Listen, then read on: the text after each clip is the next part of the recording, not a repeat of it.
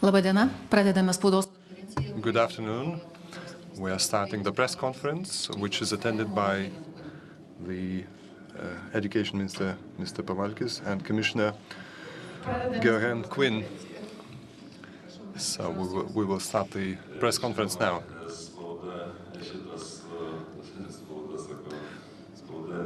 Well, the press officer has made a mistake and called me the Minister of Culture, but this is a slip of the tongue because education, science and culture is very often very much related.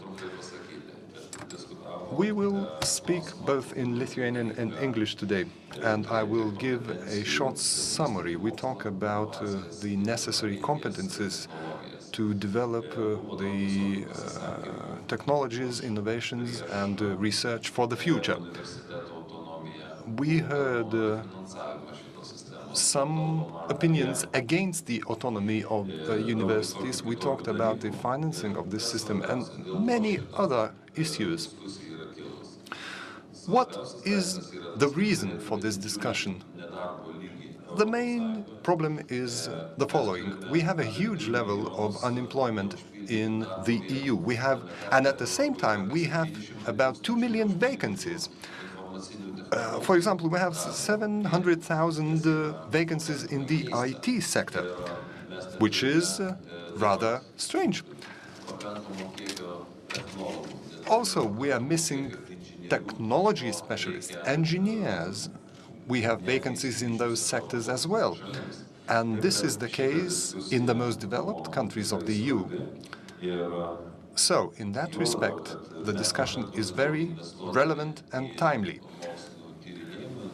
We are investing fairly large amounts into R&D, but we are not talking enough about what competencies we need from new employees, what competencies are required for good researchers, for good university staff, what competencies and skills we need, what skills we need for future job seekers.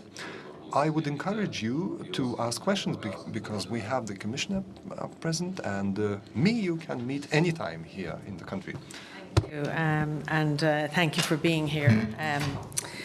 I would like to first of all obviously express my thanks to Minister Pavalkis, because not alone did he provide us with a very entertaining cultural evening yesterday evening, showing the very best of Lithuanian music and dance, but he also organised for us to have a discussion on one of the key areas of European policy where we have a lot of work to do, and in particular when one looks at the rates of unemployment that we're dealing with right across the European Union at the moment. So normally a National Gallery is somewhere that you come to admire beautiful paintings, to think a little bit about the past, but on this occasion we discussed the future, and more specifically the future of our young people on whom all of us will depend. The financial crisis has pushed unemployment in the European Union to a record level, and of course it's our young people that are suffering most. On average, nearly 1 in 4 of the 15 to 24-year-olds who are part of the labour force are currently out of work. And this is why youth unemployment was a major theme at the recent Brussels summit of EU leaders. Yet at the same time, industry is telling us that it cannot find skilled workers in certain sectors. I'm sorry, you're supposed to be translating all of this. I forgot. No. No? Okay. So there is clearly a skills mismatch that we have to address if we want to supply the European economy with the workforce that it needs for its future.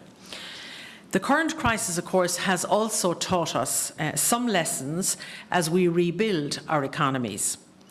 If we look at the data, we see that countries with the lowest level of youth unemployment are also the countries that tend to invest most in research and innovation. Countries like Germany, Austria, the Netherlands and Denmark. And of course, these are also some of the countries that have best weathered the recent economic crisis. This explains why the leaders of the European Union decided to increase spending on research and innovation over the next 7 years. The EU has set itself the goal of increasing R&D expenditure to 3% of GDP by 2020, compared with around about 2% now. And in order to do that, we will need an extra 1 million researchers to make that a reality. With our new research funding programme Horizon 2020, there will be more money to encourage links between academia and industry, and Marie Skłodowska-Curie grants for young researchers who are seeking to broaden their experience at other universities or work in industry.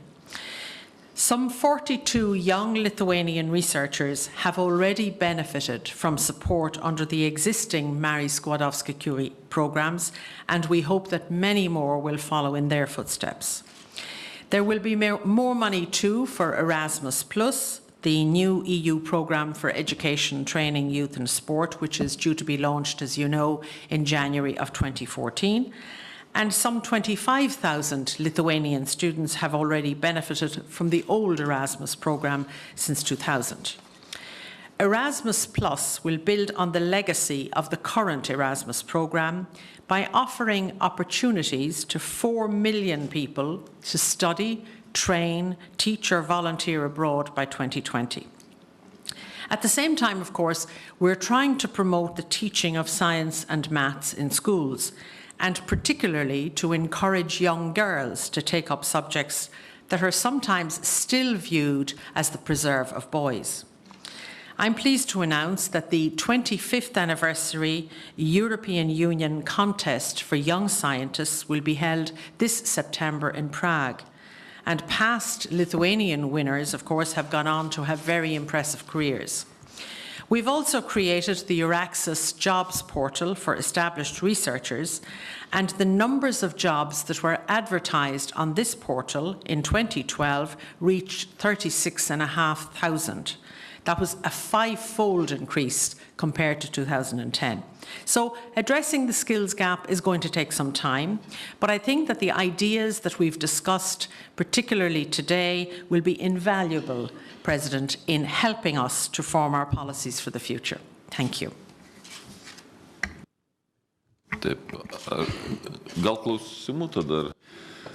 Should have any questions now? The Minister, the Commissioner, and both my short introduction highlighted the reasons for this discussion. We also outlined the main problems.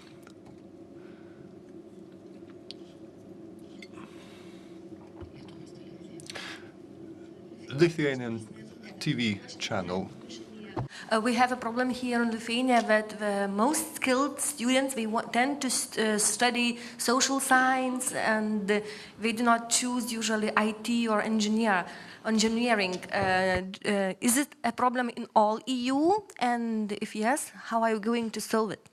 And the question in Lithuanian to the Minister. Pone Ministre, kaip jūs vertinate šių metų? Minister, what is your opinion about the preparations of this year school graduates? Is this going to be similar to what you are proposing now, that you will propose the direction of IT or engineering? And steering people towards the areas in which the most jobs are available in is something that doesn't happen in universities. I think it needs to happen in primary schools, work through the secondary school system, so that young people have an opportunity to understand what all of these science, technology, engineering and math subjects mean. But I also think I never see a situation where it is those subjects versus the social sciences. Because to me, if we are going to solve the big grand societal challenges that are out there today, which are of course the core of our Horizon 2020 programme, we absolutely need the social sciences and humanities. And if you talk to anybody who's involved in, let's say, the development of an aircraft, who is working on technology, cleaner technology, cleaner engines, lighter aircraft, all of the elements that we need to be global leaders in the aeronautics industry, for example, they will all tell you that they can only develop this kind of technology if they have the social scientists sitting with their engineers and technologists, so that they can understand what their customer is prepared to accept. It would be the same for the automotive industry and the same for energy and so on. So for me, it's not a competition between the two, but it is, in fact, showing young people and helping young people at a very early age to understand why science, technology, engineering and maths are very important, and showing them also, for young people who see a large group of their peers unemployed today, and then at the same time large vacancies throughout Europe, as the Minister talked about, in the areas of engineering, in the areas of technology and IT. So if they want to get good jobs, high quality jobs, that perhaps they should be looking at, and certainly we'd like to see more of them looking at the STEM subjects. Tai aš manau, kad ir komisarė ir už mane atsakė, nes iš tikrųjų, kai aš visą laiką paskutinių... Well, actually, the Commissioner took the words out of my mouth. During the last months, I also emphasized that we need more students choosing engineering and technologies, STEM sciences. Maybe we have to introduce the state maths exam as an obligatory for high school graduates. And I've received a lot of criticism on my ideas. However, recent results in our today's discussions show that these aspects are important. And it seems that now young people are paying attention to what I was saying, because less students go to social sciences, more to engineering, to other sciences. And at the same time, we see more interest in the field of medicine. As the Commissioner has already said, we need to ensure to maintain the balance. We are not saying that humanities are not important or social sciences are not important. No. We speak about employment, about the needs of our society, about the needs in certain professions. If we use public funding to support students, then we also have to say that we allocate that support in the right way, that we allocate the money to those professions and fields that are useful to our economy, that contribute to our economy. BNS. BNS News Agency. Question to Commissioner Kin. Are there any measures under consideration, EU-wide measures, that would encourage young people to study those subjects, and especially IT subjects that European industry, European business lacks? Are there any chance to in some way, to do that encouragement? And do you think that if the situation continues like that, if it would keep encouraging immigration from elsewhere for those of those experts that Europe lacks? Thank you. Could I make sure? Yes, you can. Aš truputėlį pakomentuosiu, man labai patiko estų. I would like to quote the Estonian minister, Mr. Aviks. He was a bit out of context, but he mentioned one very important thing. We shouldn't focus on universities and the problem universities versus the industry. The problem is the personal responsibility to choose a profession and to choose responsibly with a view to finding a job and finding his place in life. We cannot claim that it is only a systemic responsibility. It is also a question of personal responsibility. And now the floor to the Commissioner. The EU, one of the things I think that's very important is, and of course you understand that we don't have the competence in the Commission to deal with education.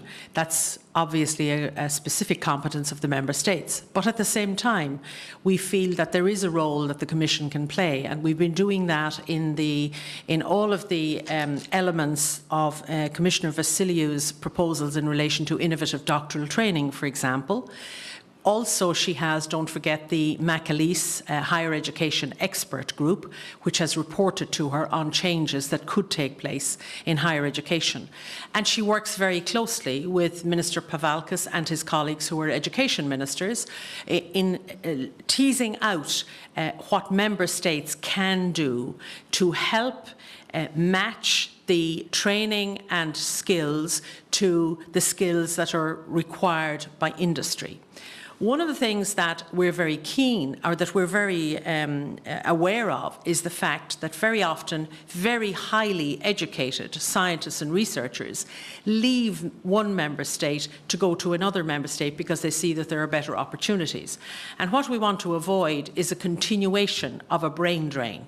What we want to see, and what we have been in Horizon 2020 and even before that in Framework Programme 7 doing, is developing this pilot European Research Area Chairs proposal and teaming and twinning, which help to develop bright spots of excellence in member states that feel that there is a huge brain drain away from their country. And in developing European Research Area Chairs, what we are hoping to do with the member states is that it would encourage and entice world-renowned scientists, professors who are working in Europe or maybe outside of Europe to come and work in a university or a third-level institution that has the capacity to become excellent. We always see that if you have the excellence follows the individual. So if you have a really excellent professor that is prepared to come and set up in a member state, you will see that the brains follow that individual. So that's what we're doing from the point of view of the framework programme and the new proposal in Horizon 2020. By the way, for the ERA chairs, we have a total of 111 proposals from member states. And we are now in the process of sifting through those proposals to find or to refine the list down to a list that is manageable and that we can support financially.